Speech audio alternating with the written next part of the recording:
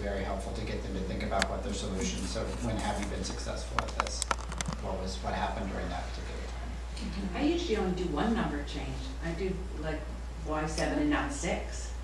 You know, just that, because it's a little nuances, and that it's that little bit that I think sometimes people don't recognize that is, that they don't give credit for that little bit of. A little bit of movement. Okay. This got jumbled somehow. So we'll just skip that one. But it's kind of the opposite of the one that we talked about before, that, you know, you felt, a lot of people said that you felt respected, you felt heard, you felt listened to. So, and they're more likely to talk more, be more engaged. Everybody that talked about talking more, going into it more instead of just responding. Okay, so there's a whole change of the role in motivational interviewing. You don't have to make change happen, you can't. You don't have to have all the answers. You probably don't have the best ones. The person has the best ones for themselves. And I liked this, you're not wrestling with the client, you're dancing with the client. Yeah. Okay, these are just some quotes that he used that I really like too. Stephen Hayes is the acceptance and commitment therapy guy, also another amazing approach. He said clients are whole and complete people already possessing what they need to change. So it's just working, dancing with them to help them define that. You do not know what you yourself think until you put it into words. So that's a whole reason behind this approach is just getting them to verbalize why, because a lot of times they know it up here, but there's something about getting it from here to verbalizing it that helps them to move forward. And then an old philosopher, Pascal, people are generally better persuaded by the reasons which they have themselves discovered than by those which have come from the mind of others. So those all kind of flow with the underlying philosophy of motivational interviewing. So a simple definition is a collaborative conversation style for strengthening a person's own motivation and commitment to change. Okay, the underlying spirit of motivational interviewing, I'll go through this quickly because this is all basic stuff that we all do every day. Collaboration, there's not a power differential. The client has what he or she needs, and together the client and the therapist discover it. Evocation, calling forth what's already there. They already have the tools that they need. It's just helping them to discover those. Compassion, the therapist demonstrates that he or she cares about the person's welfare and growth. And acceptance, which includes accurate empathy, like that they make that designation that it's, you know, really accurately understanding and reflecting it back. Kind of just an example of that. I have somebody in my life, nobody here, it's a relative, who I'm always saying, no, it's this, because she'll like reflect back what I've said, but it's totally not what I meant, and no, that's not what I mean. And it's very frustrating. So really making sure you're getting a sense of what they're really saying. Absolute worth, autonomy, support, and affirmation. So we all do a good job at that already. I am sorry about all these numbers. What happened was it didn't pop up on here, so I had to resave it in a different format right before I came in. And Mike told me it might jumble your format. That's what happened. That's supposed to be 1, 2, 3, 4. There's 4 fundamental processes in motivational interviewing. We're not going to spend a lot of time on engaging because that's what we all do, which is building that relationship. I think there's one slide maybe on that.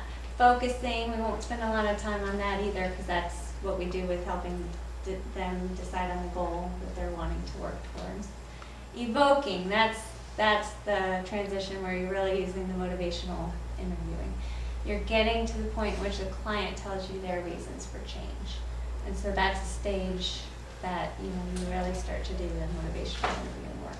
And then once they've decided to change, then coming up with the plan is the bridge to change. Negotiating a change plan and consolidating commitment. Now this process obviously takes place over a course of time. So, and he pointed out that they're linear, meaning that you have to have the first one before you can have the second one. You have to have the relationship before developing the goal, and then you have to have a goal of where you're going before you start talking about the reasons for change, and then you have to have the motivation and desire to change before coming up with a plan of how to change. So they're linear, but he did point out that it doesn't mean you can't go back. You might have to go around and around through those stages several times throughout the therapeutic process. Okay, so basic engaging skills, that first step, open-ended questions, affirmation, reflection, and then summarizing what you've heard them saying. That helps them to feel heard. I won't spend a lot of time on that one. Focusing, strategic direction. Where does the focus come from? The client, the context, and the clinician. We just talked about how it's important for it to come from the client in order for them to be willing to make the change. Okay, so here's evoking. That's where we're going to spend our time, the heart of motivational interviewing. So this is intentional, differential evoking, and strengthening of change talk. So change talk is any client speech that favors movement in the direction of change. So what you want to do is really train your ear to pick up any type of change talk. And I have a slide that goes over some words, some keywords to kind of be looking for. And what you want to do is when you're reflecting back to them what you've heard, you want to emphasize that part, give more emphasis to the change talk than what's called the sustained talk, which is the talk of wanting to hold on to the behavior. I actually have a video clip we're going to watch that kind of demonstrates this process. And so it's, I guess I just said what that says there. You need to train your ear to notice when the client uses change talk and reflect that. So you want to recognize it as the first step, elicit it, which you'll kind of see how the lady elicits it in the video, and then you want to respond to that change talk and build it up so that that becomes the focus. So there's two kinds of change talk to listen for. There's preparatory change talk and mobilizing. The preparatory, you're going to hear more if somebody's in the pre-contemplative or the contemplative stage, more likely in the contemplative, more so than the pre-contemplative. And then the mobilizing is when they're already, decided to make that change. Okay. He loves his, what are those called, acronyms? So DARN, preparatory change talk, there's 4 examples he gives. The desire to change, so words like, I want to do this, or I would like to do this, or I wish this could happen. Their ability to change, I can, I could. Reasons to change, if only this were different than this. So these are those kind of phrases you're wanting to listen for as they're talking. Need to change, I need to do this, I have to, I've got to. Jump on that. Okay, and the next one is the mobilizing change, and that's CAT.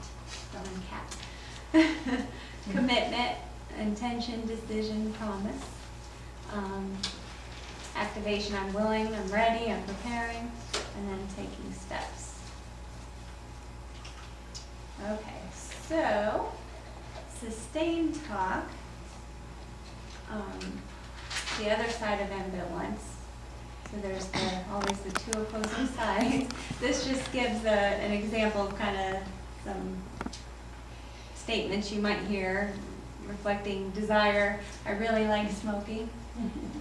Their ability, I don't see how I could quit. That's sustained talk. Smoking is the only way I can relax. I don't need to quit. I intend to keep smoking. And nobody can stop me. I'm not ready to quit, and I bought 4 packs today. So that sustained talk, you definitely want to be talking to them about that too, so you're not ignoring that piece. But you want to give more emphasis to the change talk. And you'll kind of see how why I brought a video clip, because I figured it's easier to kind of see it than to hear it. So the balance of client change talk and sustained talk predicts whether change will happen, and that's why you want to listen to both, but you want to make the change talk bigger than the sustained talk. Okay, it has been shown with research that we can, as therapists, increase change talk. This was a study where they had therapists do 12 minutes of motivational interviewing, that's what the MI1 stands for, and then FA is functional analysis.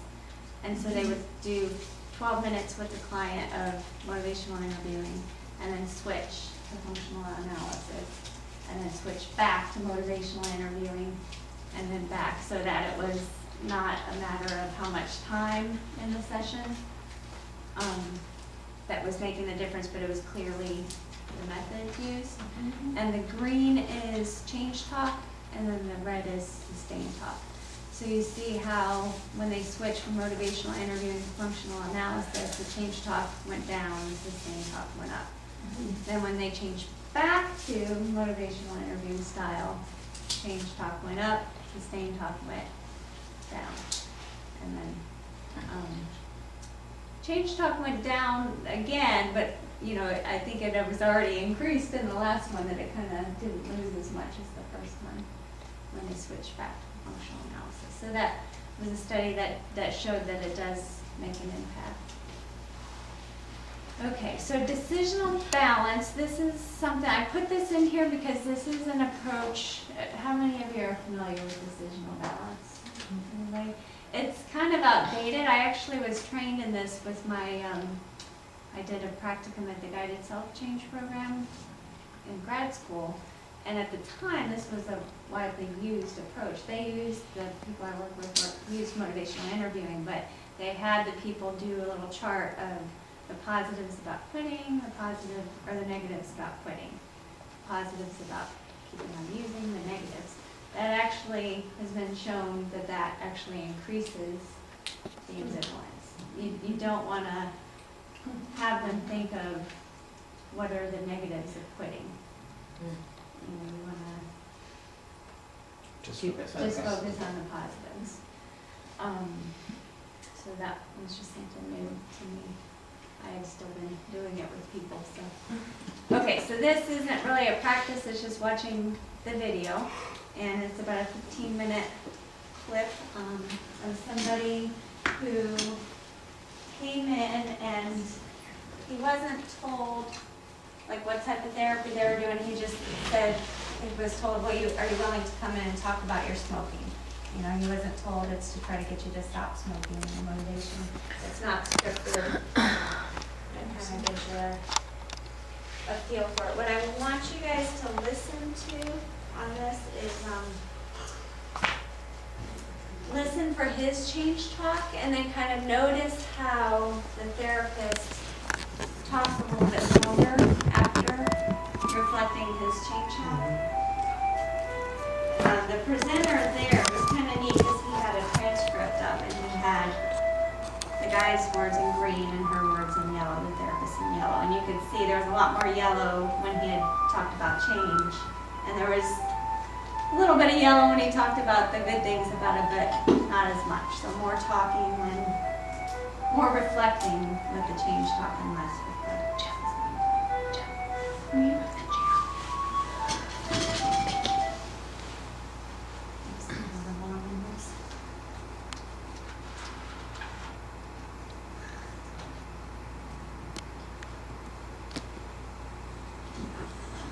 Richard, you've agreed to come in today and talk to me a little bit about your smoking. Can you talk a little bit about that?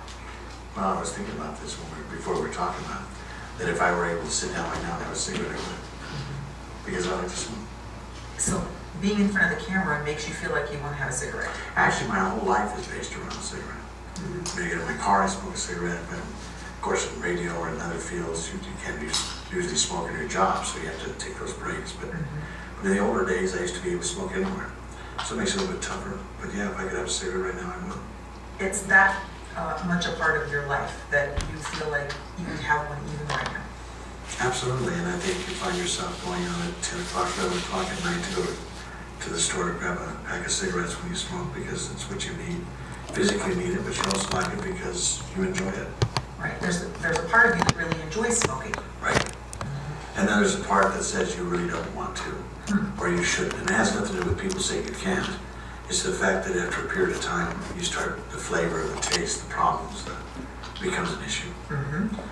On the one hand, you really like it, and it's good for you, helps you.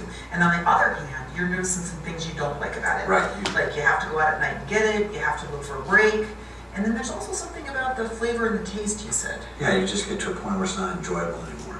You're just doing it strictly out of habit, probably because of the nicotine that you want. But it's really not it's really not because you want it, because it gets to a point where you have to have it. And I've never tried to quit. I mean, I've been smoking for a long time, never once said, you know what, I'm going to quit smoking. And why is that, do you think?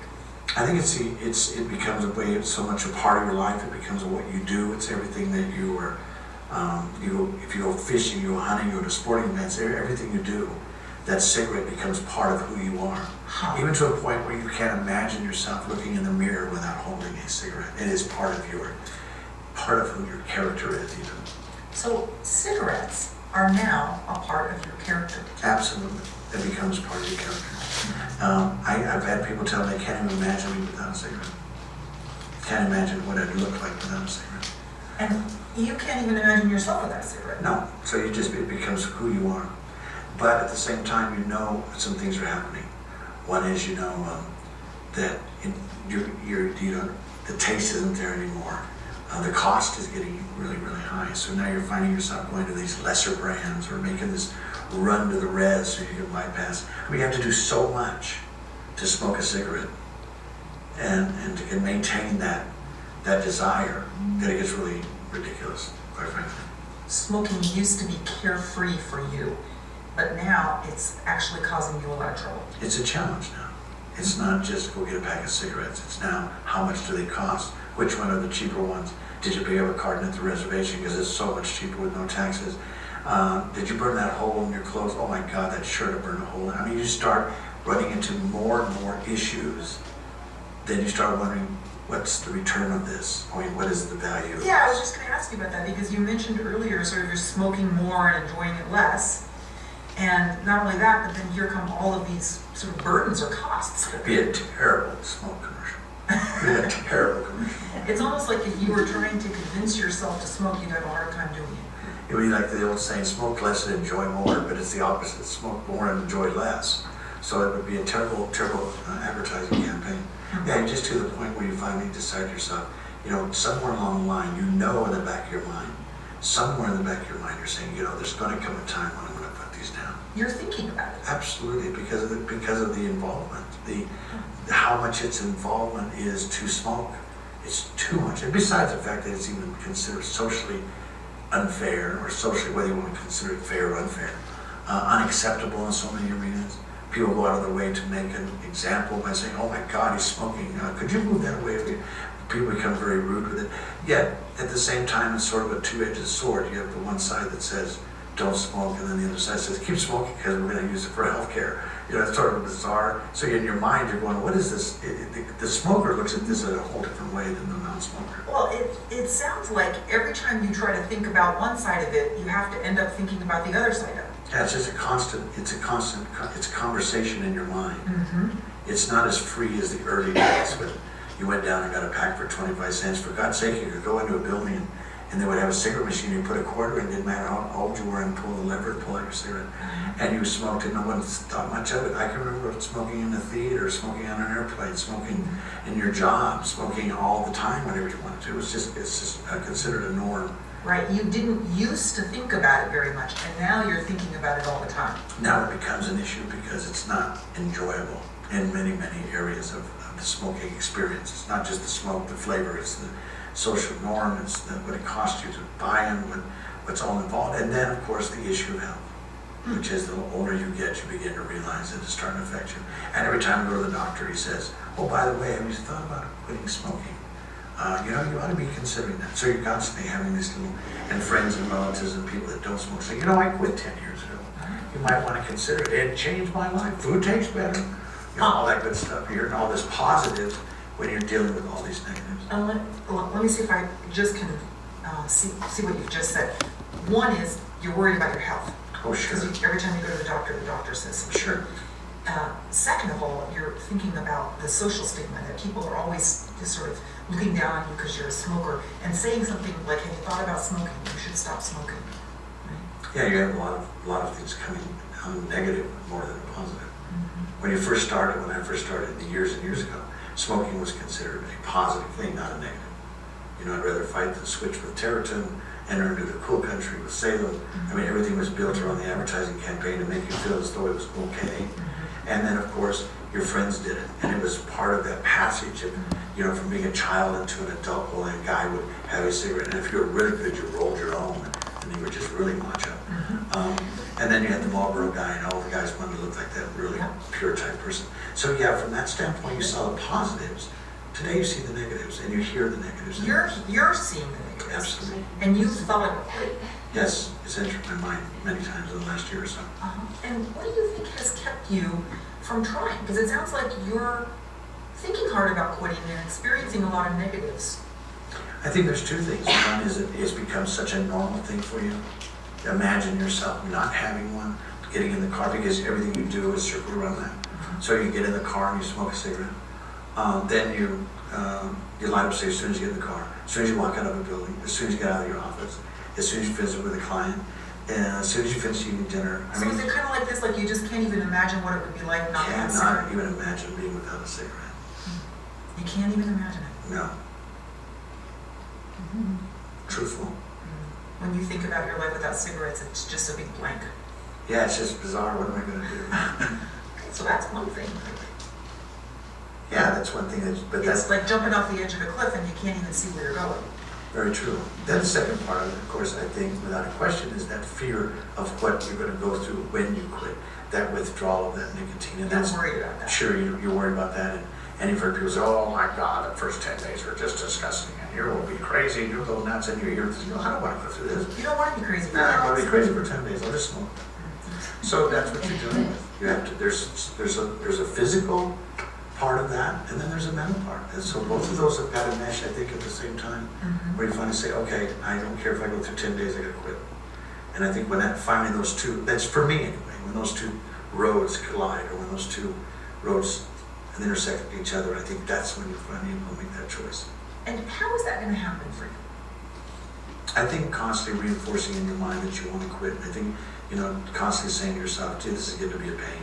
Or is that maybe, it could be just that one time when you were sneaking out of the house on a cold winter night at 11:30 with ice on the road, and you're driving to go get a pack of cigarettes. You finally go, wait a minute, this is insane.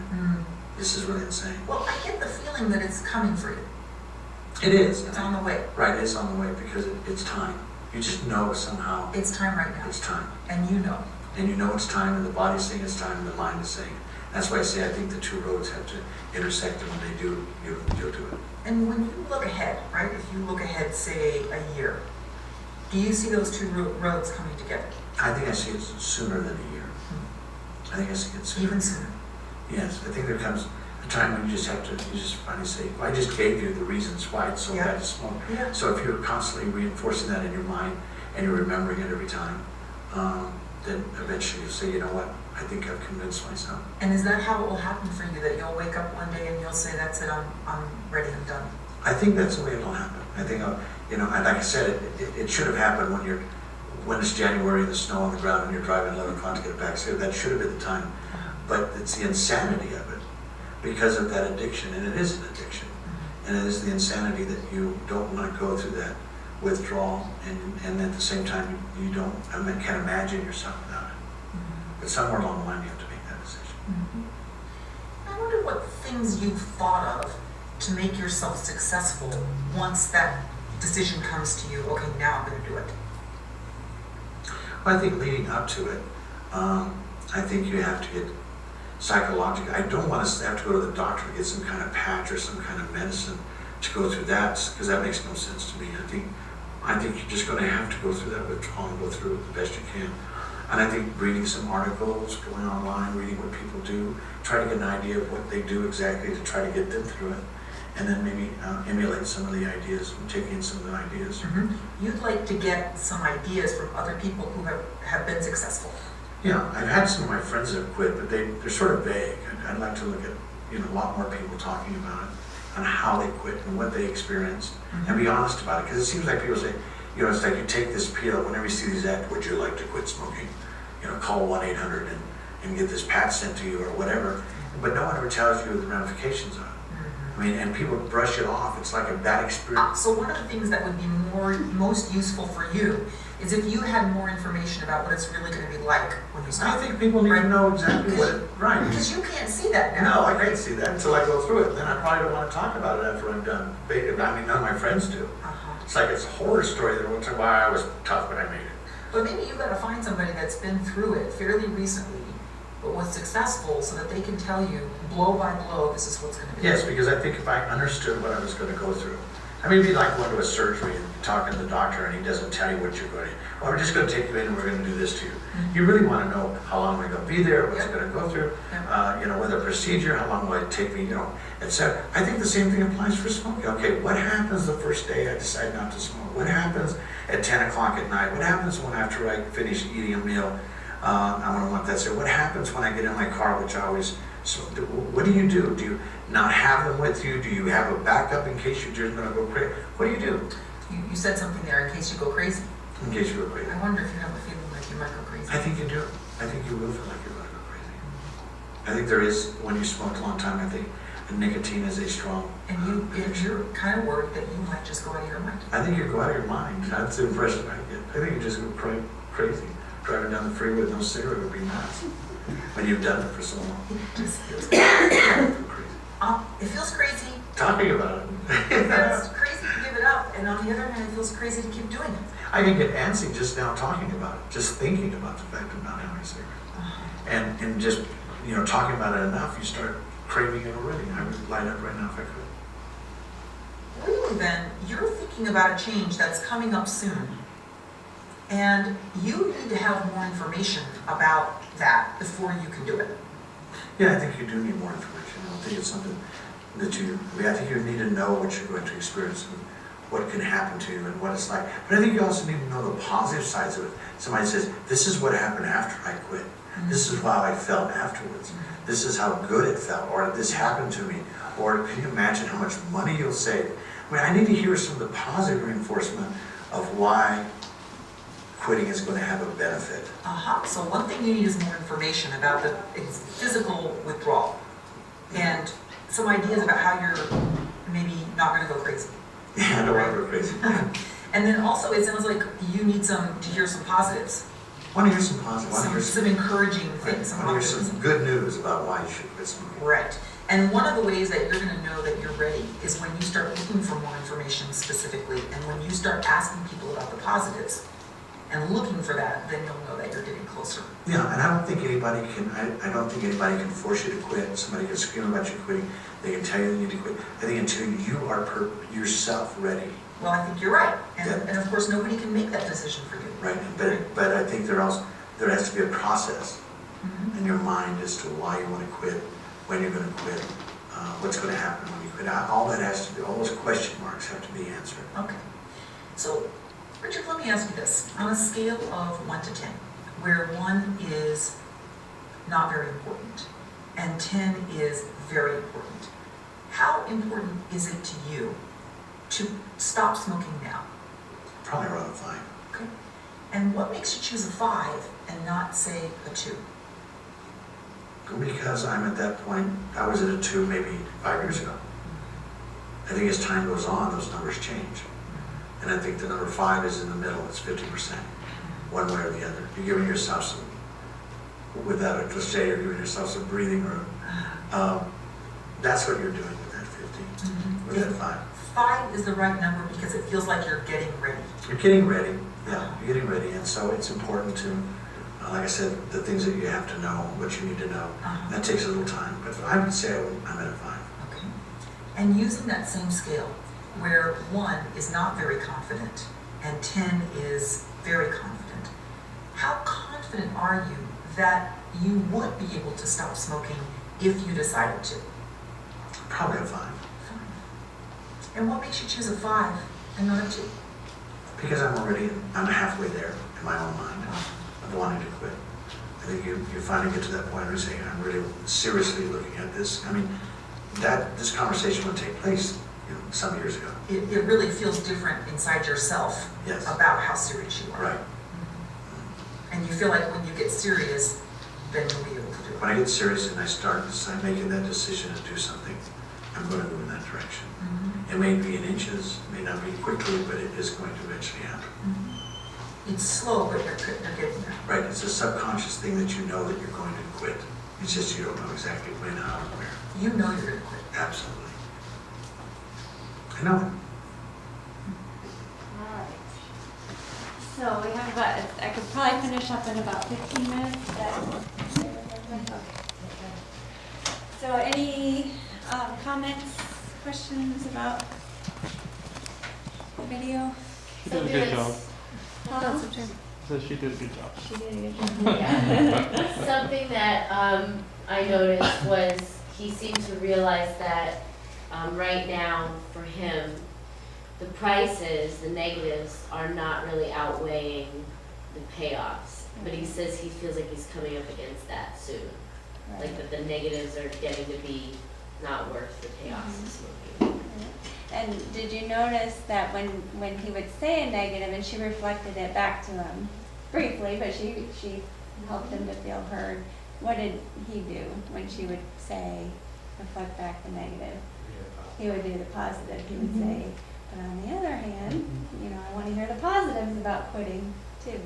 So it really did make an impact. And I Well, didn't, he came in saying that he could never see himself as a non-smoker, and by the end, he was, it's probably gonna a good happen, right. less than a year.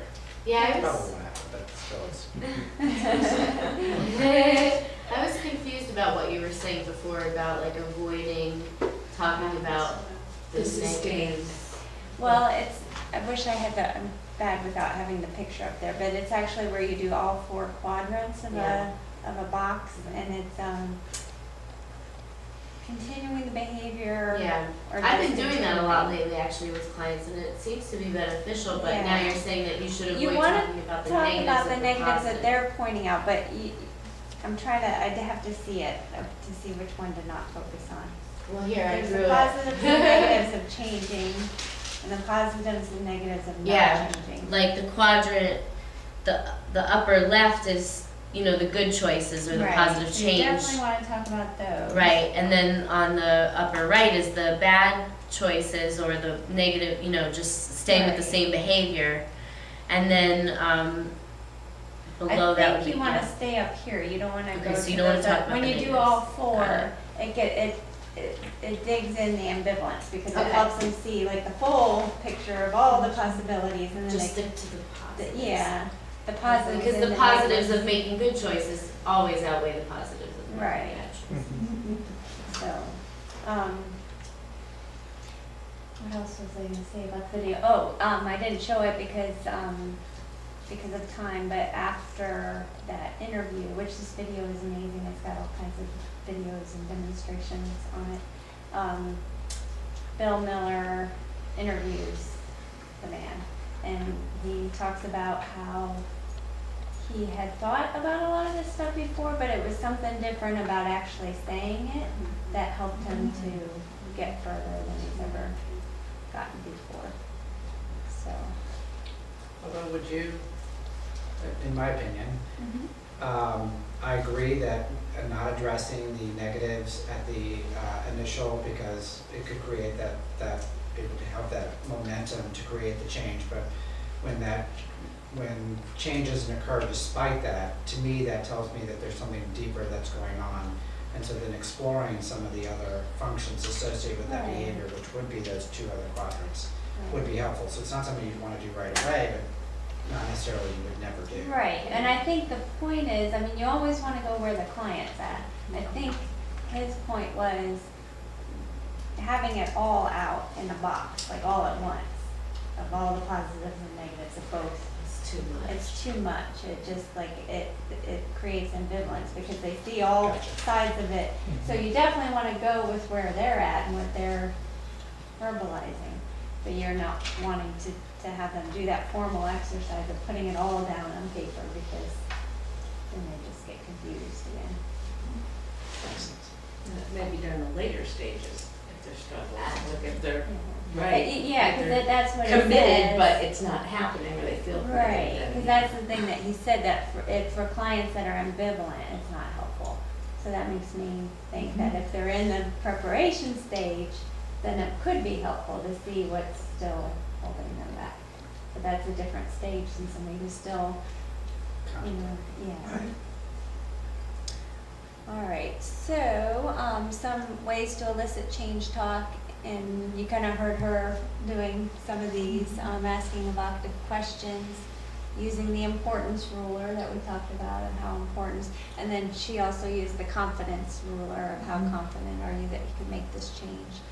Querying extremes, so asking for more information on those different extremes that they're throwing out. She did the looking back, looking forward. She did the looking forward of, a year from now. And he said, no, I think it would be sooner than a year from now. And so she had him think of what that would look like, and then exploring their goals and their values. And like I said, I didn't have enough time with an hour and a half to get into a lot of detail about this stuff, but all of you are welcome to borrow my video, because it has him talking about all these different stages and more about how to do them, and interviews to demonstrate all these different techniques within the approach. I also have the book too, if anybody wants to borrow that motivational interview book. Responding to change talk, all ears, this is another acronym.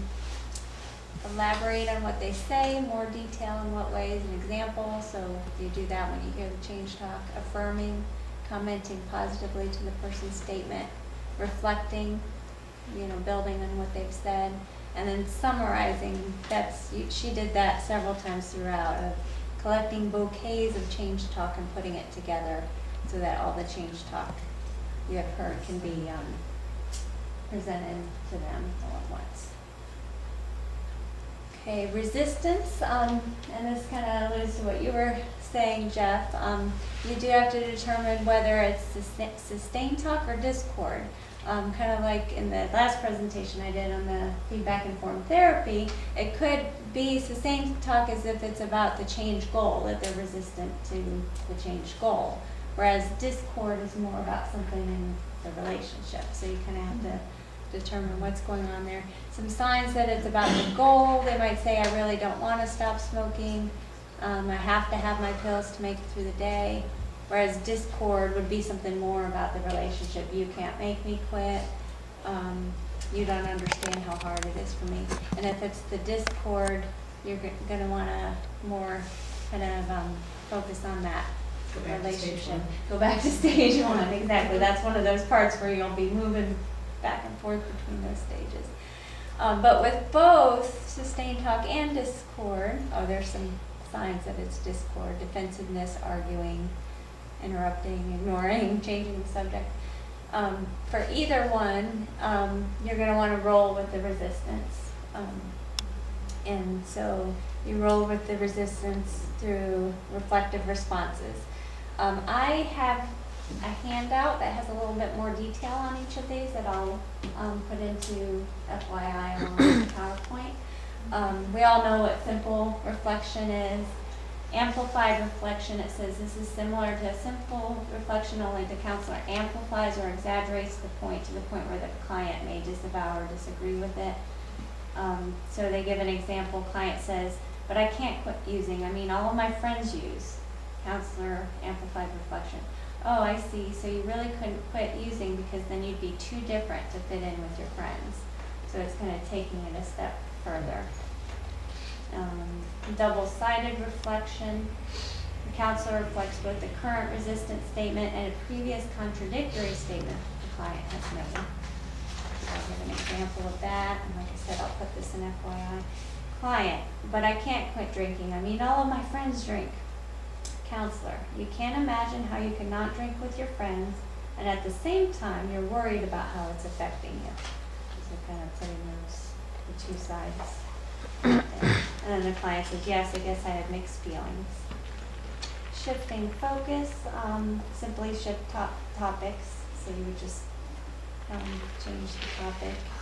And then apology, that one's pretty self-explanatory. Apologizing that you were kind of pushing too hard or not listening, whatever it is that you're doing, taking accountability for it. Emphasizing personal control, and she said that at one point when he said he used you a lot. He never used the word I. But he said, you can't make somebody change, and she said, no, nobody can make that decision for you. So she used that at one point. Okay, so then the fourth phase is planning, or no, the third phase, the bridge to change, and we all know this from our philosophy here of negotiating the change plan with them. Like it's got to be something that they are part of developing, because it's going to be something a lot more useful if it's something that they've come up with. And I like how he brought up that he would like to find more information on what are some of the things that I'm going to experience. So that wasn't even a suggestion that she brought up, it's stuff that he brought up for himself. Okay, so like I said, there's a lot involved for each of these processes. It seems simple, but you can really get into the nuts and bolts of it and really keep improving in how you are at implementing it. And the bad news is is that they've shown that the one thing that really helps people to improve their skill is feedback and coaching. When I was doing my practicum with the Guided Self-Change program in Fort Lauderdale, they did have we had to tape record all our sessions and type a transcript of it, and then we got feedback on all of it. Because without that, a lot of us think that we're doing it, but then if you actually look at it, not so much. So, I would encourage you, if you have somebody here that would be willing, and if you'd be willing to ask your client if it's okay to tape maybe a session or two and get some input. That has been shown the most effective way of growing in this model. Research is very powerful though. It's evidence-based with over 200 clinical trials. It's a brief model, specifiable. There's observable mechanisms of action. So like you can, just like in that one study where they were able to identify when the person's using the skill. It's verifiable if it's being delivered properly. It's generalizable across problem areas. Initially, it was used mainly with substance use, but now it's been broadened to actually even a lot of physicians are being trained in it to help clients to stop smoking or talk to them about certain health changes that they need to make. It's been shown to work across cultures, and the really nice thing is it's complementary to other treatment methods. So, you can stick with whatever approach you like using and build in this interviewing style along with that approach. So I think that's it. Any other questions or comments? Did a good job, Jen. Yeah.